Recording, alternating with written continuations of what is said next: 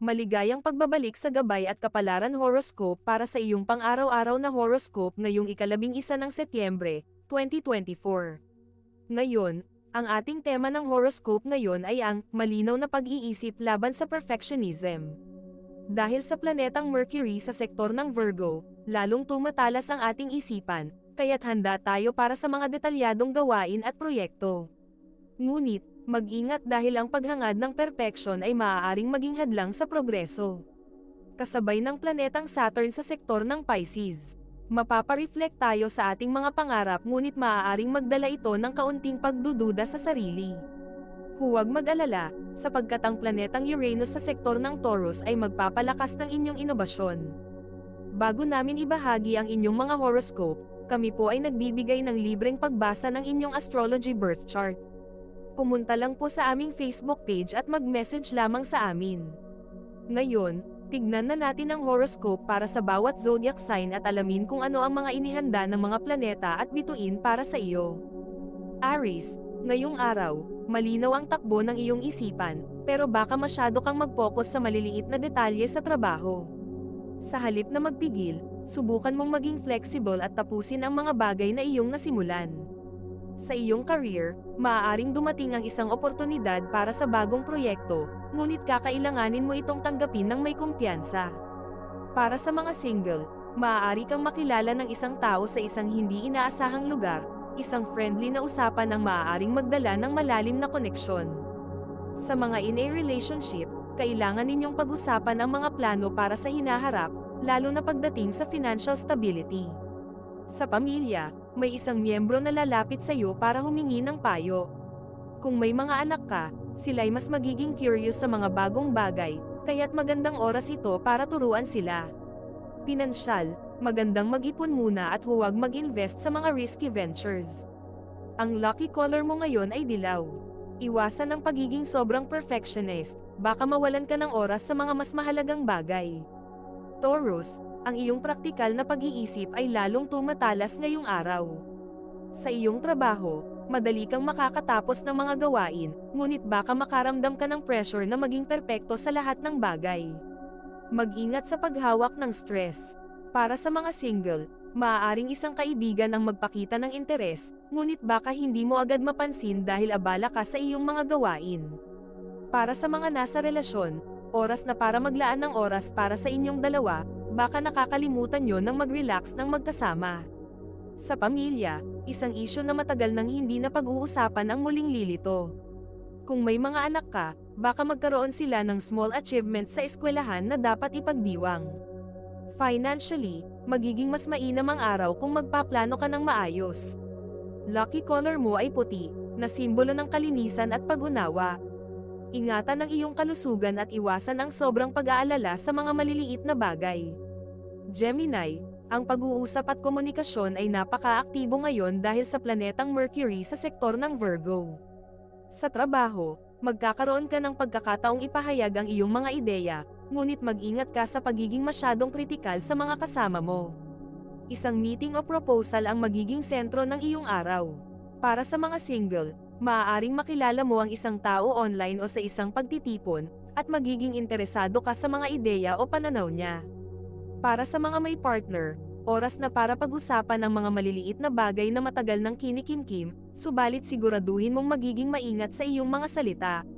Sa pamilya, isang masayang usapan ang magaganap na maaaring magdala ng linaw sa isang sitwasyon. Kung may anak ka, baka kailanganin mo silang gabayan sa kanilang pag-aaral o proyekto. Pagdating sa pera, iwasan ang impulsive buying at mag-focus sa long-term goals. Ang iyong lucky color ngayon ay berde, simbolo ng bagong simula at kasaganahan. Ang dapat mong iwasan ay ang mga di pinag-iisipan na mga desisyon, lalo na sa emosyonal na aspeto. Cancer, ngayong araw ay maaaring makaramdam ka ng emosyonal na pagtatalo sa pagitan ng iyong puso at isip. Sa trabaho, mag-ingat sa biglaang mga pagbabago sa mga plano. Bagamat gustong-gusto mong sundin ang iyong instincts, kailangan mong gamitin ang iyong loika. Para sa mga single, may chance kang makakilala ng isang tao na galing sa malayong lugar, maaaring ito'y sa pamamagitan ng social media o networking. Para sa mga nasa relasyon, magiging mahalaga ang suporta sa isa't isa, lalo na pagdating sa mga desisyong may kinalaman sa pamilya. Sa pamilya, may isang masayang sorpresa na magaganap, tulad ng pagtitipon o balita mula sa malayong kamag-anak. Kung may mga anak ka, sila'y maaaring magpakita ng kakaibang talento o kakayahan na hindi mo pa napapansin noon. Sa aspeto ng pera, siguraduhin mong alam mo ang lahat ng detalye bago mag-invest. Ang iyong lucky color ngayon ay asul, simbolo ng kapayapaan at malinaw na komunikasyon. Iwasan ang sobrang emosyonal na reaksyon sa maliliit na problema. Leo, ngayong araw ay magiging abala ka sa mga social engagements at maaaring magkaroon ng biglaang responsibilidad sa trabaho. Maaaring may isang proyekto na ikaw ang magiging leader, at gagamitin mo ang iyong likas na karisma upang manguna. Para sa mga single, isang nakakatuwang pakikipagkilala ang magaganap, at maaaring may kilig agad na magaganap sa inyong dalawa. Para sa mga in a relationship, ang pagpapahalaga at oras para sa isa't isa ay magiging mahalaga, baka kailangan ninyong maglaan ng espesyal na oras para muling magbonding. Sa pamilya, may isang kapamilya na mangangailangan ng iyong payo at gabay. Kung may mga anak ka, maaaring makaramdam sila ng stress sa kanilang pag-aaral o extracurricular activities, kaya't kailangan mo silang suportahan. Sa pinansyal na aspeto, magandang oras ito para sa long-term investments. Ang iyong lucky color ay orange, simbolo ng enerhiya at positibong vibes. Iwasan ang pagiging sobra ang pagdidikta sa ibang tao. Virgo, ang araw na ito ay nagpapalakas sa iyong abilidad na mag-isip ng malinaw, ngunit ang perfectionism ay maaaring makaapekto sa iyong produktibidad. Sa trabaho, magiging mahusay ka sa pagpaplano ng mga detalye, ngunit mag-ingat ka sa pagiging sobrang kritikal sa sarili at sa iba.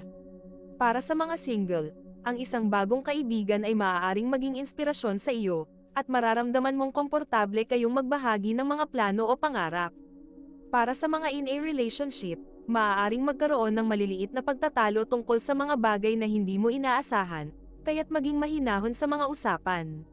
Sa pamilya, maaaring may isyu sa tahanan na kakailanganin ng iyong atensyon at praktikal na solusyon. Kung may mga anak ka, sila'y magiging mas curious sa mga bagay-bagay at magtatanong sa iyo ng mga mahalagang bagay tungkol sa buhay. Sa pera, magandang oras ito para magtabi ng savings at huwag munang gumastos sa mga hindi kailangan. Ang iyong lucky color ay asul, na nagbibigay ng calm at focus. Iwasan ang sobrang pag-aalala sa mga bagay na wala sa iyong kontrol. Bago natin ituloy ang mga susunod na horoscope at nagustuhan mo ang inyong pang-araw-araw na horoscope, sana mabigyan nyo ng thumbs up ang video, mag-subscribe at pindutin ang notification bell para maging updated kayo sa aming channel. Malaking tulong po sa amin ang inyong suporta. Mag-comment din sa ibaba ng iyong ninanais makuha ngayong araw, para mas lalo natin maramdaman ang swerte at biyaya na matatanggap natin.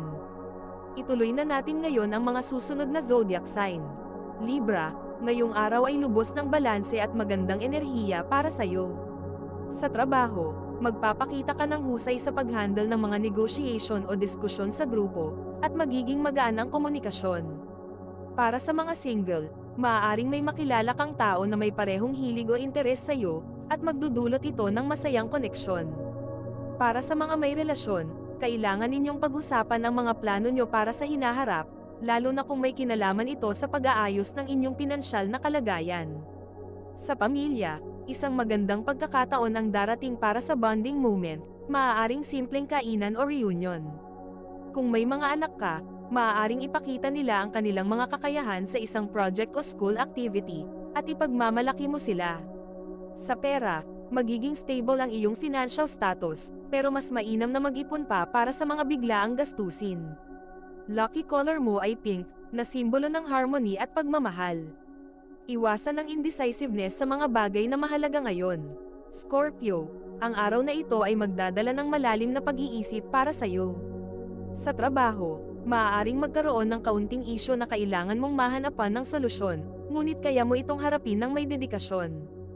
Para sa mga single, maaaring may magtapat ng nararamdaman sa'yo, ngunit ang pagkagulat mo ay maaaring maging dahilan para hindi mo agad makita ang potensyal ng relasyon. Para sa mga in a relationship, maaaring may isyong pangkalusugan o emosyon na kakailanganin ng iyong atensyon at pangunawa. Sa pamilya, maaaring magkaroon ng hindi pagkakaintindihan na kailangan ng mabilis na solusyon. Kung may mga anak ka, mas magiging emosyonal sila ngayon, kaya't maging pasensyoso sa kanilang mga damdamin. Sa pera, iwasan ang mga pabigla-biglang gastos, mas mainam na mag-budget ng mabuti. Ang iyong lucky color ay itim, simbolo ng lakas at misteryo. Iwasan ang pagiging masyadong pribado sa mga bagay na kailangan mong ipahayag para sa ikabubuti ng lahat. Sagittarius, ngayong araw ay maaaring mapansin mong mas matapang kang magbigay ng opinyon, lalo na sa trabaho. Ang buwan na nasa iyong sign sector ay nagbibigay sa iyo ng lakas ng loob upang maglabas ng mga ideya at ipaglaban ang iyong mga paniniwala. Mag-ingat lang sa pagiging impulsive, lalo na sa mga desisyon na may malaking epekto. Para sa mga single, isang biglaan at adventurous na pakikipagkilala ang maaaring mangyari, isang taong may kakaibang personalidad na magugustuhan mo. Para sa mga nasa relasyon, oras na para planuhin ang isang exciting na trip o activity kasama ang iyong partner upang magdagdag ng kulay sa inyong pagsasama. Sa pamilya, maaaring may balita mula sa isang kamag-anak na magdadala ng saya at excitement. Kung may mga anak ka, ito ang panahon para hikayatin silang maging mas malaya at adventurous sa kanilang mga interest. Sa pinansyal, mag-ingat sa mga biglaang pagbili ng mga gamit, lalo na kung hindi ka sigurado sa iyong mga priorities. Ang iyong lucky color ay pula, na sumisimbolo ng passion at enerhiya. Iwasan ang di pinag-iisipan sa paggawa ng desisyon, lalo na kung walang sapat na impormasyon. Capricorn, magiging seryoso at nakatuon ka sa iyong mga tungkulin ngayon. Sa trabaho, ang iyong pagiging masinop at detalyado ay magbubunga ng magandang resulta. Ngunit tandaan na huwag maging masyadong matigas sa sarili mo o sa iba. Para sa mga single, maaaring makilala mo ang isang tao na may parehong career long-term goals.